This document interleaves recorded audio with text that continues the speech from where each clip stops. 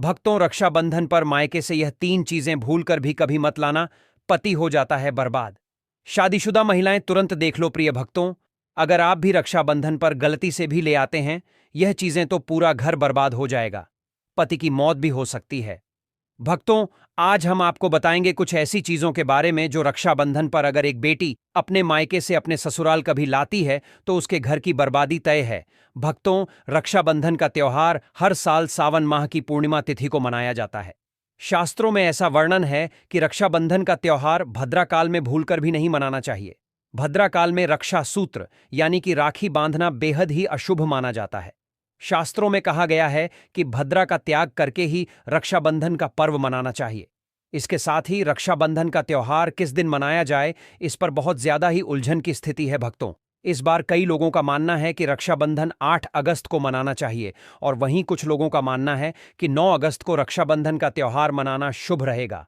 तो ऐसे में आज हम आपको इस वीडियो में बताएंगे कि रक्षाबंधन का त्योहार किस दिन मनाया जाएगा और इसकी सही तारीख क्या है, 8 अगस्त या फिर 9 अगस्त। साथ ही आज हम आपको भद्राक काल का भी समय बताएंगे, क्योंकि इस बार रक्षाबंधन पर भद्राक काल का साया रहेगा। इसीलिए राखी बांधने का शुभ मुहूर्त आपके लिए जानना अति आवश्यक है और यह भी बताएंगे कि रक्षाबंधन पर मायके से भूलकर भी इन वस्तुओं को नहीं लाना चाहिए। भक्तों, आगे बढ़ने से पहले अगर आप भी चाहते हैं कि माता लक्ष्मी का आशीर्वाद आपके ऊपर सदैव बना रहे तो इस वीडियो को एक लाइक करके आपके अपने चैनल को सब्सक्राइब कर लें और कमेंट बॉक्स में जय लक्ष्मी माता लिखकर अपनी हाजिरी अवश्य से लगाए। भक्तों, रक्षाबंधन जैसे पवित्र और भावनात्मक त्योहार की हो तो थोड़ा सतर्क रहना बहुत जरूरी होता है। रक्षाबंधन भाई बहन के रिश्ते का सबसे खास दिन होता है। इस दिन बहन अपने भाई की कलाई पर रक्षा सूत्र यानी राखी बांधती है और उसकी लंबी उम्र, अच्छे स्वास्थ्य और खुशहाल जीवन की कामना करती है। वहीं भाई भी वचन देता है कि वो जीवन भर अपनी बहन की रक्षा करेगा, हर मुश्किल में उसका साथ देगा। लेकिन भक्तों, आपको एक जरूरी बात जरूर बताना चाहेंगे। शास्त्रों में बताया गया है कि रक्षाबंधन का त्योहार भद्राकाल में बिल्कुल नहीं मनाना चाहिए। भद्राकाल में राखी बांधना अशुभ माना गया है। अब आप सोच रहे होंगे ऐसा क्यों? इसके पीछे एक बहुत ही पुरानी और महत्वपूर्ण कथा जुड़ी हुई है। कहा जाता है कि लंकापति रावण ने अपनी बहन से भद्राकाल में ही राखी बंधवाई थी और उसके 1 साल के भीतर ही उसका अंत हो गया। यही नहीं, शास्त्रों के अनुसार भद्रा, जो शनिदेव की बहन मानी जाती हैं, उन्हें ब्रह्मा जी ने एक श्राप दिया था कि जो भी व्यक्ति उनके समय में कोई भी शुभ या मांगलिक कार्य करेगा उसे उसका फल अशुभ ही मिलेगा। अब सोचिए, जब स्वयं रावण जैसा बलशाली राजा इससे नहीं बच पाया तो हम और आप कैसे बच सकते हैं? इसीलिए मेरी आपसे प्रार्थना है कि भद्राकाल में राखी बिल्कुल न बांधें। इंतजार कर लीजिए, लेकिन गलत समय पर यह पवित्र बंधन न बांधें। रक्षाबंधन की शुरुआत भी बहुत सारी कहानियों से जुड़ी हुई है। एक कथा के अनुसार जब महाभारत के युद्ध में भगवान श्री कृष्ण को चोट लग गई थी तो द्रौपदी ने अपनी साड़ी का टुकड़ा फाड़कर उनके हाथ में बांध दिया था। उस समय कृष्ण ने वचन दिया था कि जब भी द्रौपदी को जरूरत होगी वो उसकी रक्षा जरूर करेंगे। और फिर वही हुआ भी। चीरहरण के समय श्री कृष्ण ने अपना वचन निभाया। एक और कथा है माता लक्ष्मी की। जब भगवान विष्णु ने राजा बलि को वचन दिया कि वो उसके पास रहेंगे, तब माता लक्ष्मी ने राजा बलि को राखी बांधी और उसे भाई मान लिया। बदले में राजा बलि ने वचन दिया कि वह भगवान विष्णु को मुक्त कर देगा। इस तरह रक्षाबंधन का ये पावन पर्व माता लक्ष्मी से भी जुड़ गया। अब अगर बात करें रक्षाबंधन मनाने के सही तरीके की, तो सुबह जल्दी उठकर स्नान करें और हो सके तो नए और साफ सुथरे कपड़े पहनें। एक बात का ध्यान रखें, इस शुभ दिन पर काले कपड़े बिल्कुल न पहनें। फिर मिलकर भगवान की पूजा करें। पूजा से पहले एक थाली सजाएं जिसमें रोली, चंदन, अक्षत, चावल, राखी, मिठाई और एक शुद्ध घी का दीपक जरूर रखें। ये दीपक आप आटे का बना सकते हैं या मिट्टी या पीतल का भी ले सकते हैं। जब आपकी थाली तैयार हो जाए तब भाई को बैठाकर उसकी आरती करें और फिर राखी बांधें। मिठाई खिलाकर उसका मुंह मीठा करें और उसकी लंबी उम्र की कामना करें। भक्तों, अब जब आपने रक्षाबंधन की सारी तैयारियां कर ली हैं तो आइए जानते हैं इस पावन अवसर को विधिपूर्वक कैसे मनाना चाहिए। सबसे पहले तो आपकी जो पूजा की थाली है, जिसमें आपने रोली, चंदन, अक्षत, राखी, मिठाई और दीपक सजाया है उसे भगवान को समर्पित करें।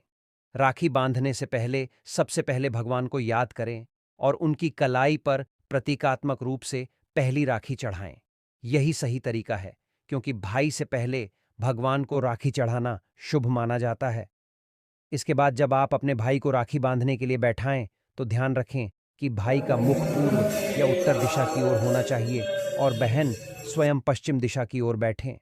रक्षाबंधन पर घर के मंदिर में पूजा पाठ करने के बाद भगवान गणेश को भी राखी अवश्य बांधनी चाहिए। उनके आशीर्वाद के बिना कोई भी शुभ काम पूरा नहीं होता, इसलिए उन्हें जरूर शामिल करें। अब जब भगवान को राखी चढ़ गई, गणेश जी को भी स्मरण कर लिया, तो अब बारी आती है भाई की कलाई की। थाली को ठीक से सजा लें, फिर भाई को बैठाकर सबसे पहले उसके माथे पर रोली, चंदन और अक्षत से तिलक करें। फिर उसके ऊपर थोड़े से फूल छिड़कें।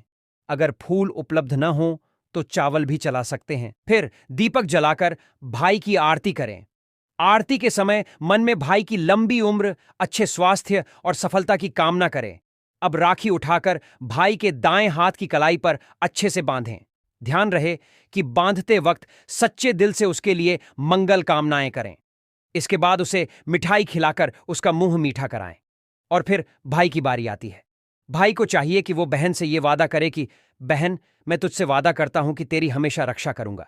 तू जो भी कहेगी तेरी हर बात को पूरा करने की कोशिश करूंगा। अगर माँ बाप नहीं है तो मैं तेरे लिए माँ बाप दोनों की भूमिका निभाऊंगा। तुझे कभी भी अकेला महसूस नहीं होने दूंगा। इस वचन के साथ भाई को अपनी बहन को कोई उपहार या शगुन भी जरूर देना चाहिए। यह उपहार सिर्फ एक चीज नहीं होती, बल्कि उस प्रेम और सम्मान का प्रतीक होता है जो भाई अपनी बहन के लिए दिल में रखता है। अब भक्तों, आइए जानते हैं कि साल 2025 में रक्षाबंधन का त्योहार कब मनाया जाएगा। इस वर्ष रक्षाबंधन शनिवार 9 अगस्त को मनाया जाएगा। पूर्णिमा तिथि शुरू होगी 8 अगस्त को दोपहर 2:12 पर और समाप्त होगी 9 अगस्त को दोपहर 1:24 पर।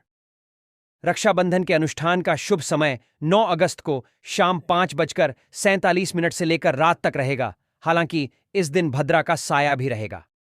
भद्रा का आरंभ होगा सुबह 5:57 पर और यह दोपहर 1:32 तक रहेगा। लेकिन भक्तों, घबराइए मत, क्योंकि इस बार भद्रा का वास पाताल लोक में रहेगा और शास्त्रों के अनुसार यदि भद्रा पाताल या स्वर्ग लोक में होती है तो उसका प्रभाव पृथ्वी पर रहने वाले लोगों पर अशुभ नहीं पड़ता। कई विद्वानों का भी यही मत है कि इस स्थिति में रक्षाबंधन मनाना पूरी तरह से उचित और शुभ होता है, उसे शुभ माना जाता है। लेकिन कई शुभ कार्यों में पाताल की भद्रा को नजरअंदाज नहीं करते हैं। आखिर हम हिंदू हैं तो हर शुभ कार्य का या अशुभ कार्य का पालन तो करना ही पड़ता है।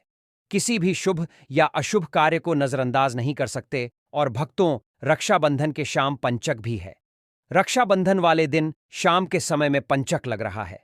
पंचक शाम 7 बजे से शुरू होगा और अगले दिन सुबह 5 बजे तक रहेगा। पंचक को लग रहा है जो राजपंचक होगा। इसको अशुभ नहीं माना जाता है, यह शुभ होता है। उस दिन भाइयों को राखी बांधने के लिए 7 घंटे 48 मिनट तक का समय मिलेगा। भक्तों, इस बात का ध्यान रहे, भद्रा में राखी बांधने से हमेशा घर परिवार का विनाश होता है।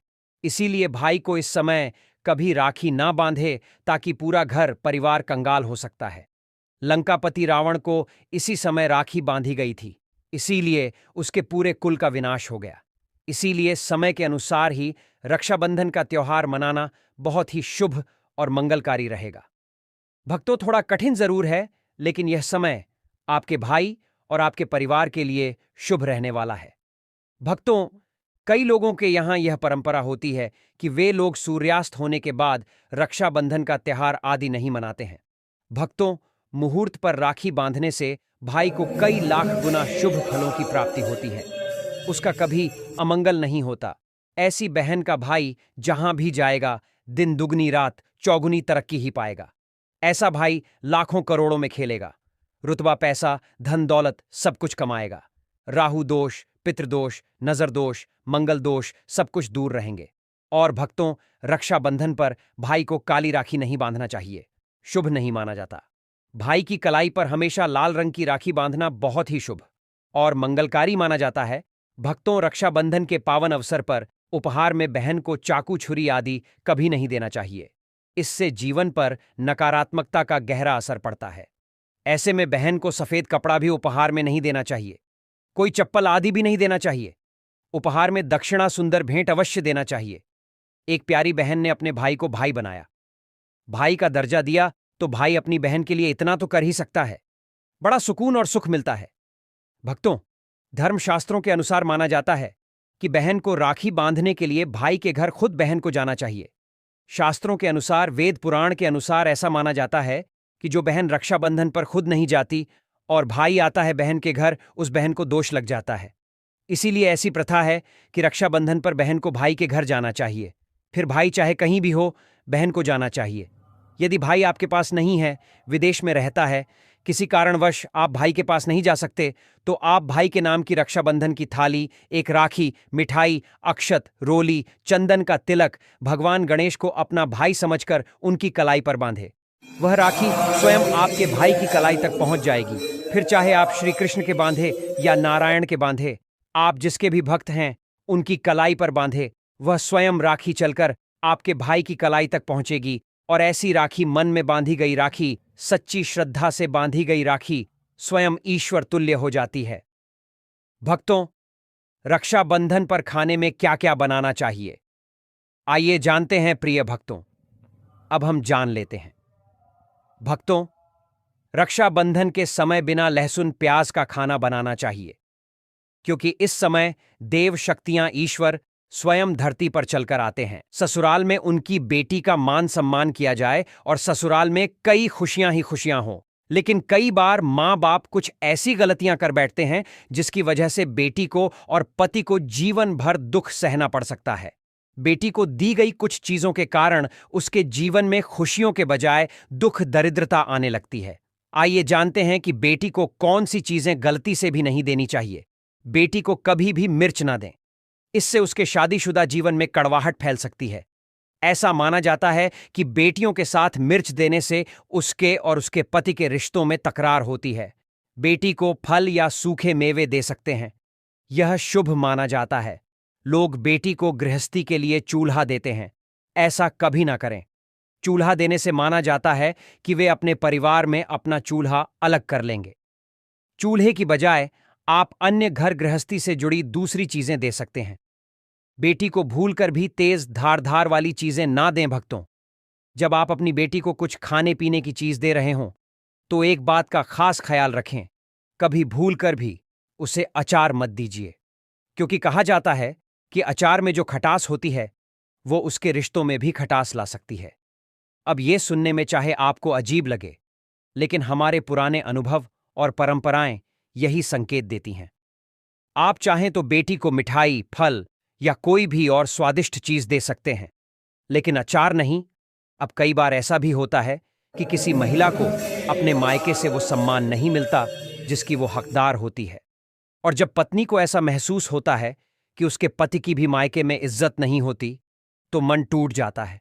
ऐसी स्थिति में दिल में बहुत पीड़ा होती है और व्यक्ति समझ नहीं पाता कि आखिर वो क्या करे। लेकिन भक्तों, हम आपके लिए एक बहुत ही सरल और असरदार उपाय लेकर आए हैं, जिसे करके आप न केवल अपने पति को उनके हक का मान सम्मान दिला सकती हैं, बल्कि खुद भी समाज में वो आदर पा सकती हैं जिसकी आप वर्षों से प्रतीक्षा कर रही थीं।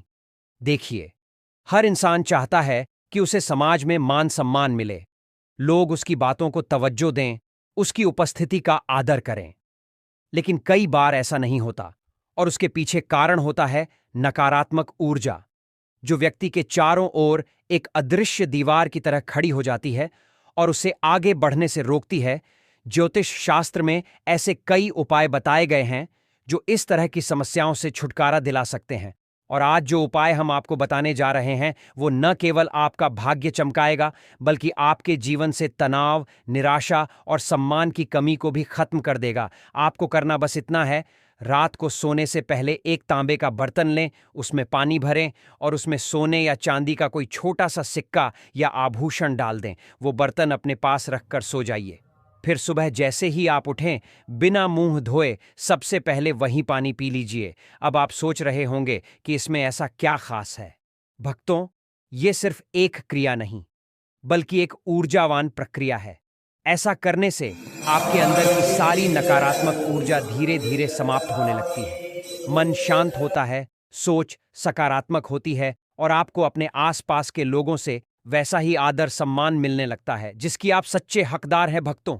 अगर आपके जीवन में बार बार वाद विवाद हो रहे हैं, कोई झूठे आरोप लगाता है या ऐसा लगता है कि किसी की नजर बुरी पड़ गई है, तो एक बेहद सरल लेकिन शक्तिशाली उपाय आपके लिए बहुत मददगार हो सकता है। हर रात सोने से पहले बस इतना करें कि अपने पलंग के ठीक नीचे एक बर्तन में थोड़ा सा साफ पानी भरकर रख दें। फिर अगली सुबह उठकर वह पानी घर के बाहर किसी ऐसे स्थान पर फेंक दें जहां किसी का आना जाना ना हो।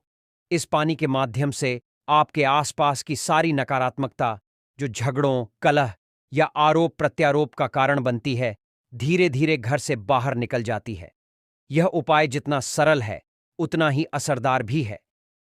अगर आप इसे रोजाना करना शुरू करें तो कुछ ही दिनों में आप देखेंगे कि आपके जीवन में शांति आने लगी है, झगड़े कम हो गए हैं और आप पहले से ज्यादा हल्कापन महसूस कर रहे हैं।